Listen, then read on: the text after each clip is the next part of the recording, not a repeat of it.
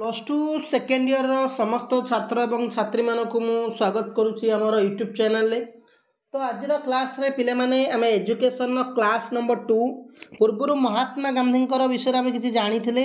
तो आज महात्मा गांधी चेष्टा करवा संपूर्ण भिडटी को संपूर्ण क्लास संपूर्ण विषयटी को सारे कि तो गोटे क्लास अलरेडी हो सारी तुम मैंने जा देखी नहीं पार चैनल प्लेलिस्ट भी अच्छी। तो जो मैंने भी 2025 बोर्ड एग्जाम भी प्रिपरेशन करुच तुम मान डिस्क्रिप्शन लिंक दि जाइए आमर व्हाट्सएप ग्रुप से तुम जॉइन हेले तुमको से फ्री रे नोट्स भी दि जाव। तो देख पिले माने महात्मा गांधी आम पढ़ुचे जो शिक्षाविदी अवदान एजुकेशन पिला माने। तो आम उपक्रम प्रथम मुझे तुमको कही फिर भी टिके इंट्रोडक्शन दे दूची। महात्मा गांधी एकाधारे जड़े दार्शनिक सामाजिक राजनैतिक संस्कार शिक्षाविद और नेता भाव में परिचित। से 1869 मसीहा अक्टोबर मास 2 तारिख में गुजरात पोरबंदर ठारे एक हिंदू परिवार में जन्मग्रहण करते। एगुला सब अलरेडी पूर्व क्लास डिस्कसन करी। तो 1877 मसीह प्रवेशिका परीक्षार उत्तीर्ण हो इंग्लैंड को वकिलाती करने जाते। 1891 मसीह भारत को फेरी आसी बॉम्बे ठारे निजर वकिलाती व्यवसाय आरंभ कले। तापरे गांधीजी दक्षिण आफ्रिका को यात्रा कले। सेठारे रहाणी काल में सेठाकर लोक मानकर सामाजिक और राजनैतिक अवस्था मोहनदास मन को प्रबल रेखापात कला। से देशर स्वाधीनता कथा चिंता कले। तो यहाँ आम उपक्रम तो अलरेडी पढ़ी थे तथापि भी टिके उपक्रम आज कही बट बुझेली कहीं अलरेडी बुझे। तो महात्मा गांधी दर्शन कौन जीवा देखा।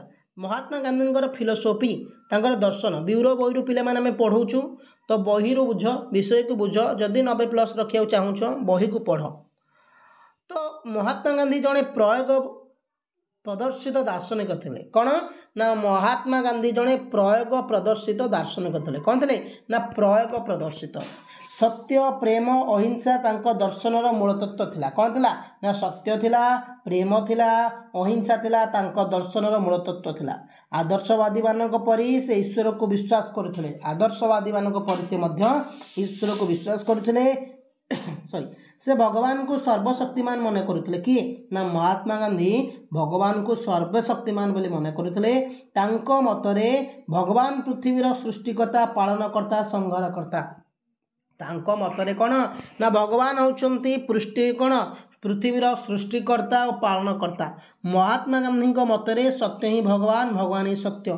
तो महात्मा गांधी मतरे कौन भगवान ही सत्य सत्य ही भगवान। यहाँ मन रखि पे माने ओके। यही सत्यर विवेकर आधार कटे आत्म समीक्षा केवल सत्य माध्यम संभव होता है। ताने महात्मा गांधी दर्शन कौन रहा फिलोसफी जे सत्य थिला अहिंसा थिला प्रेम थिला है।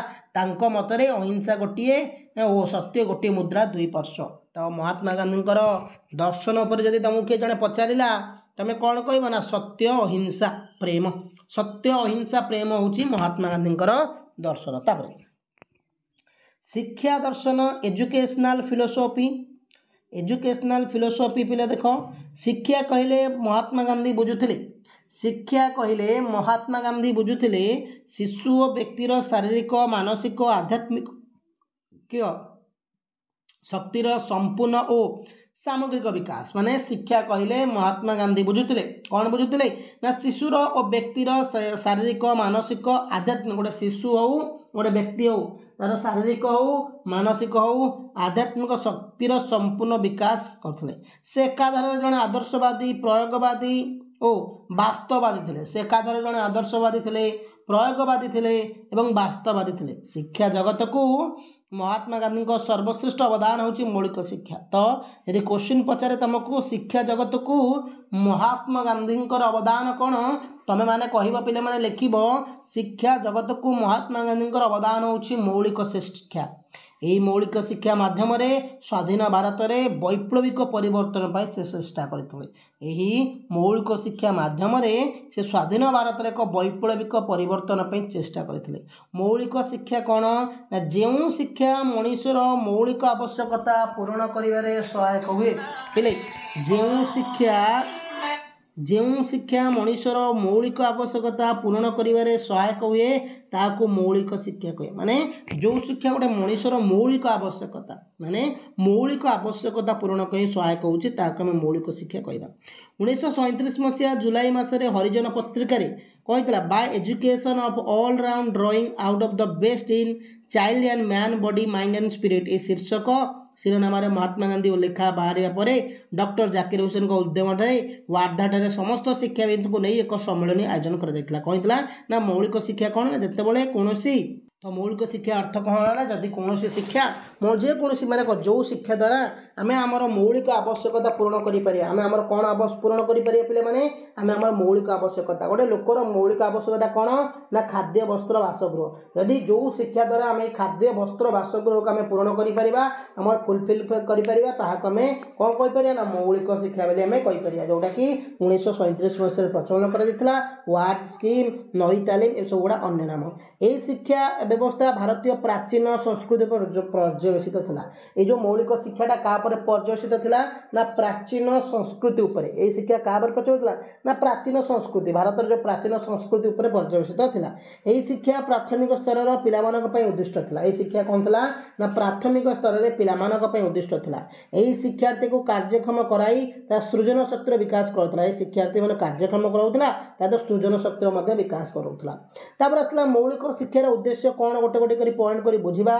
M of the basic education सांस्कृतिक उद्देश्य ना गांधीजी मतरे से ही देशर ध्वंस हो जो देश तार संस्कृति को बजाय रखिपर ना गांधीजी मतरे से ही देश ध्वंस हो जो देश कि तार कौन कर मैंने ना तार संस्कृति को बजाय रखिपर क्या ना संस्कृति संस्कृति माने गोटे संस्कृति को जब जड़े बजाय न रखिपारा ताल से कौन कर तार संस्कृति से ध्वंस पाइज बोली गांधीजी कहते।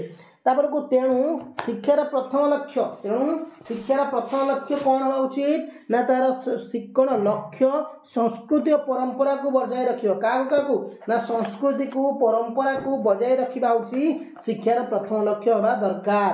सुनागरिक गठन मौलिक शिक्षा व्यवस्था कार्यक्रम छात्र छात्री मानक मौलिक शिक्षा व्यवस्था कार्यक्रम छात्र छात्री मानक समाजभिमुखी कौन करता ना समाजभिमुखी बुझा चेष्टा कर पे मैंने समाजभिमुखी करें विभिन्न कार्यक्रम माध्यम श्रृंखला रक्षा परस्पर मध्य आवश्यक जिनपत्र आदान प्रदान विभिन्न समस्यार समाधान असुविधा बेले परस्पर को साहाय्य और सहयोग माध्यम सुनागरिक गठन माने सब नोट कर सब लंग क्वेश्चन भी हो पार विषय वस्तु बुझुचे गोटे सब नोट कर आसला कौन चरित्र गठन महात्मा गांधी मतरे छात्र छात्री मान एकत्र एक शिक्षक प्रत्यक्ष तत्वावधान रहा द्वारा माने चरित्र माने महात्मा गांधी कहते जिते भी छात्र छात्री मैंने पढ़ुंट समस्ते गांधी माने शिक्षक मान तत्वावधान रहा उचित कहीं शिक्षक मान तत्वावधान रही जाए छात्र छात्री मैंने भल भाव में निज चरित्र विकास हम। तापर आसला मौलिक शिक्षार पाठ्यक्रम curriculum of the basic education मौलिक शिक्षार पाठ्यक्रम कौन कौन था पे ना मौलिक धंदा पढ़ा जाऊला मौलिक धंदार कृषि पढ़ा जाऊला काठ काम करा बेत काम करा मत्स्य चाष सूता कटा लुगा बुणा कुंभार काम खाद्य संरक्षण इत्यादि सब जाऊला। आ मातृभाषा आम जाचे मौलिक शिक्षा मातृभाषा मध्य पाठ देवाई गांधीजी जोर धरते कहीं गांधीजी कहते जेहेतु गोटे मातृभाषा हूँ मार भाषा जेहेतु मातृभाषा हूँ मार भाषा गोटे पिला अति सहजरे सरल बुझीपर और तार समस्यार समाधान कर मातृभाषा मध्य शिक्षा देवाई कहते। तापर आसला गणित ज्यामिति संख्या गणना और परिमिति अध्ययन करने द्वारा शिक्षार्थी मानकर चिंता करवा विचार माने कौन ज्यामिति गणित करने द्वारा शिक्षार्थी मान चिंता करिया शक्ति वृद्धि घटिब धीरे धीरे धीरे धीरे हिसाब कथार परिवर्तन हो। यह व्यतीत सामाजिक पाठ साधारण विज्ञान गृह विज्ञान हिंदी शारीरिक शिक्षा इत्यादि मौलिक शिक्षा पाठ्यभाषा अंतर्भुक्त था बुझला।